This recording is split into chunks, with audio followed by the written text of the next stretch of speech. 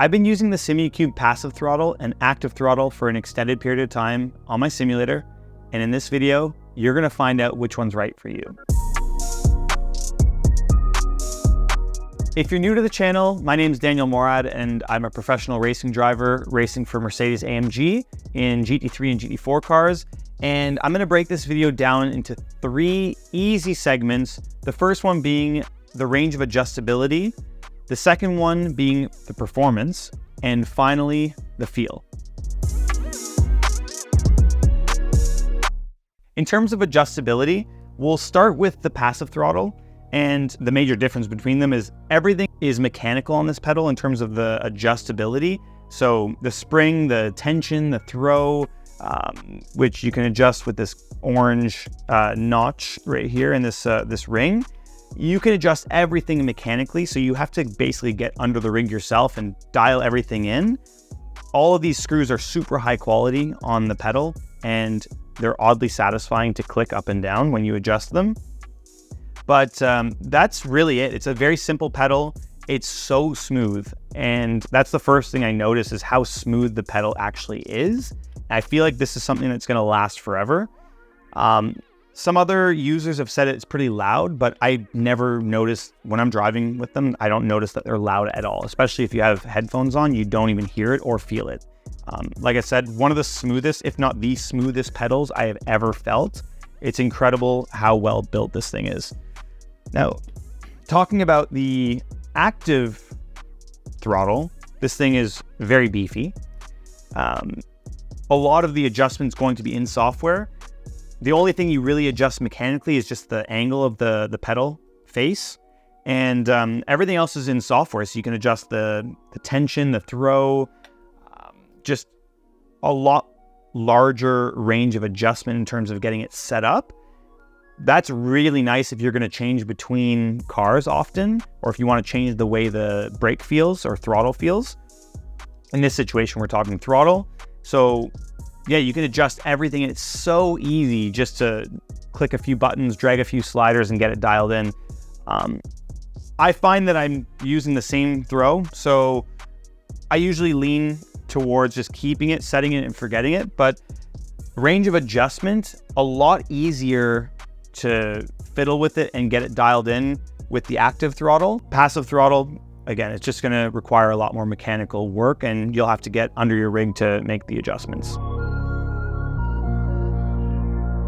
Moving on to performance, or that competitive advantage, we'll talk about the passive throttle first. And I mean, this is just an incredibly smooth pedal, and it feels very natural to drive. There's not much you can do with it in terms of tuning. It's pretty straightforward. You can maybe adjust on the software the curvature of the way the input is being read in the sim.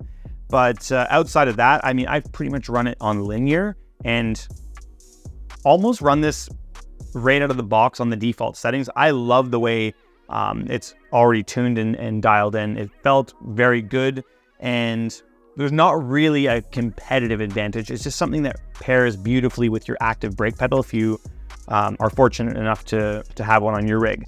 So this is a beautiful piece, and it's really cohesive and uniform in terms of the Simucube ecosystem. Moving on to the active throttle, there is a massive performance advantage if you know what you're doing behind the pedals, and if you can get this thing dialed in, especially if you're driving cars that are a little more tricky with high horsepower or fine-tuning wheel slip and things like that. You can dial in a lot of very sneaky, almost cheat code software hacks where you can adjust vibration, traction, like a traction control, like a mock traction control on the pedal. You can adjust the throw just from the sliders and get around 70 millimeters of travel. So it's insane how you can just do that with a few sliders and software, and you can change the way the pedal feels completely based on what car you're driving. So I really feel like there is a competitive advantage if you spend the time to fine tune it with the car that you're driving. I think there's definitely time on the table that you can win. Finally, let's talk about the feel with these two pedals. And as we've been doing, we'll start with the passive throttle. It feels so smooth. I've already mentioned this. It is the smoothest pedal I've felt. It's really well built. And what I'm using this stuff for, my simulator, is for training in the real car. And I have to say that this actually feels a lot more similar to what my real race car feels like. So it's just smooth. It has the spring. It's pretty much the same sort of build quality and mechanical design as I would have on my race car. So I really love the way this feels. You know, the active throttle, I've been using it actually probably a little bit longer than the passive throttle. And I really enjoy so many elements of this, but there's one thing that you just can't get around, and it is there's a motor inside. And there's always going to be some sort of mechanical resistance with that motor. No matter how smooth it actually is in the software and how good of a job they've done with it, there's always going to be some sort of resistance that feels a little unnatural to me coming from the real race car. But it depends what you're looking for. Ultimately, if you're an esports professional and you're looking for that performance advantage, I feel like this is something that you can overcome, and you really don't care about the feel. You're looking for every last bit of performance. For me, I'm always trying to balance performance with realism and dancing that fine line between what's going to give me obviously a performance advantage, but at the end of the day, I have to stay true to what I'm doing this for, and that's training for my real car. So for me, I feel like this is definitely a little more similar to the way my real throttle pedal feels like. But there's so much of an advantage in terms of how much you can tune this pedal. It's just the one thing is, and I mentioned this already, is there's resistance in that motor. And that's the only thing that just feels a little unnatural, but it more or less fades away after the few presses of the pedal. And with all the other advantages caked into it, that's something that you can easily overlook. So the question is, who are these pedals for? And I want you to stop typing right now, because I know what you guys are doing down in the comments. You're saying that these pedals are for people with way too much money. And although they are expensive, there's obviously a reason for the price tag. There's no other pedal on the market that feels like the Simucube pedals. So erase your comment and write something nice. Or if you want to know anything more about these pedals, and if it's going to be the right pedal for you, you can obviously write that down in the comments, and I'll give you my honest opinion on what I think about these pedals and if they're suited for you.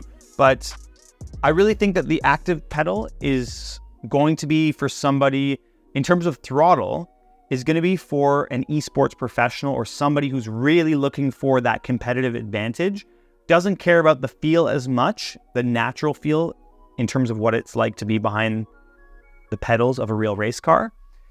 And you're looking for every last bit of performance. You can really fine tune the software and eke out a performance advantage.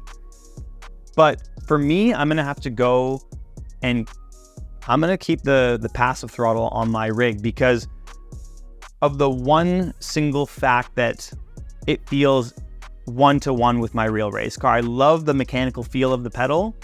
I just like that there's a spring in there, and it's the most natural feeling pedal for me. So I'm going to be keeping this pedal on my chassis and using it for the foreseeable future. There's actually another spring that it comes with that you can put in. It's a little bit softer. I know that some other users have said that they might want a stiffer spring. I find that it's perfectly tuned right out of the box. It feels, if you're looking for a race car experience, this is the one for you. If you're looking for that performance advantage, this guy is the winning ticket. If you guys enjoyed the video and you liked the review, I mean, it's a simple review coming from a racing driver. This is my honest feedback. I'm not an engineer. I'm not going to break them down. Just in terms of feeling, this is what I've come up with. And like I said, if you guys are looking for any information on the two pedals and you're stuck between them, or you want to know anything else about sim equipment and how it pertains to the real race car, feel free to drop a comment down below. Make sure you like and subscribe to the video and the channel if you haven't already done so. And I am looking forward to seeing you guys in the next video.